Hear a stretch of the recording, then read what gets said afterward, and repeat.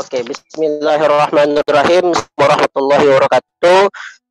Terima kasih Pak Profesor Fasli Jalal atas kesempatannya, dan terima kasih banyak juga kepada bapak-bapak, ibu-ibu, ayah bunda kami yang hebat, yang menjadi panutan kami dalam sebagai pemuda, sebagai pelajar, sebagai mahasiswa, dan sebagai milenial di luar negeri. Terima kasih, saya dari awal menyimak secara jelas dan secara detail tentang konsep-konsep surau yang dibahas oleh senior-senior dan bapak-bapak sekalian. Dan luar biasa, saya sudah mencatat, ini ada sekitar 3 halaman konsep-konsep yang saya catat, dan insya Allah saya sebagai pemuda, sebagai ketua Ikatan Pelajar Minang Internasional akan berusaha untuk membahas ini bersama teman-teman dan merealisasikannya insya Allah ke depannya. Tentunya dengan bimbingan-bimbingan bapak-bapak sekalian. Nah, tadi saya mendengar tentang dari Prof.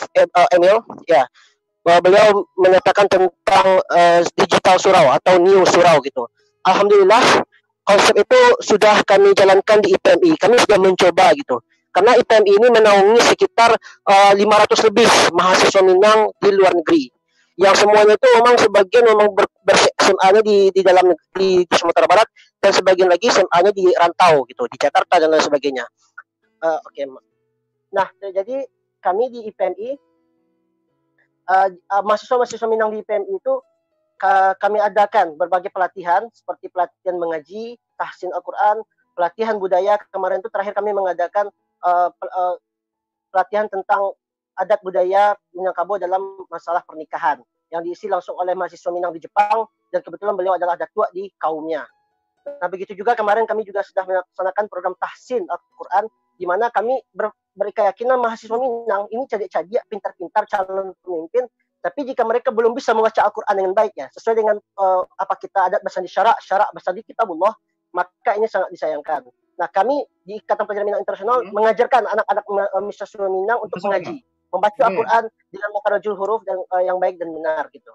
Nah, lalu selain itu kami juga mengadakan pelatihan-pelatihan keagamaan seperti fikih wanita. Kami mengajarkan bagaimana perempuan-perempuan Minang ini bisa tahu bagaimana fikih-fikih yang berkaitan dengan haid dan lain sebagainya. Nah, ini yang kami gaungkan terus di IPMI.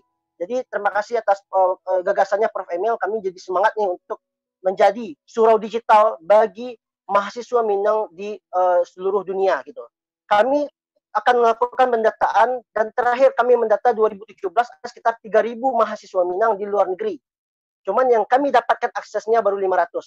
Kami akan terus berusaha mencari sebagai organisasi mahasiswa Minang yang di luar negeri, mendata terus, dan kami merangkul mahasiswa Minang ini untuk ikut dalam gerakan-gerakan yang kami adakan, ya, gerakan baik itu gerakan untuk pemuda Minang itu sendiri, ataupun bisa nanti ketika kami pulang ke Sumatera Barat gitu. Jadi konsep surau ini kami sangat menarik, ya, dan kami sebagai pemuda sangat membutuhkan memang. Mungkin karena generasi kami tahun-tahun 2000-an ini nggak bertemu dengan surau-surau yang mungkin zaman-zaman tahun 80-an, tahun 70-an.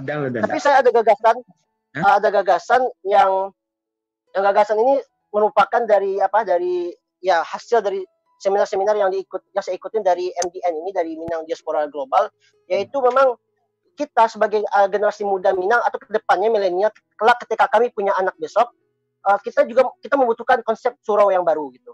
Nah, mungkin konsep surau yang seperti zaman dulu atau tahun 80-an mungkin agak sulit ditemukan sekarang. Teman kita tetap bisa menjadi urgensinya, atau kita tetap dapatkan inti-intinya. Nah, seperti contohnya boarding school, Islamic boarding school di Sumatera Barat sudah banyak itu pesantren-pesantren atau sekolah-sekolah SMA yang memiliki asrama. Nah, kami melihat kalau seperti ini bisa mirip dengan konsep surau, tapi dengan konsep yang modern, konsep yang millennials lah, yang sesuai dengan zaman sekarang gitu.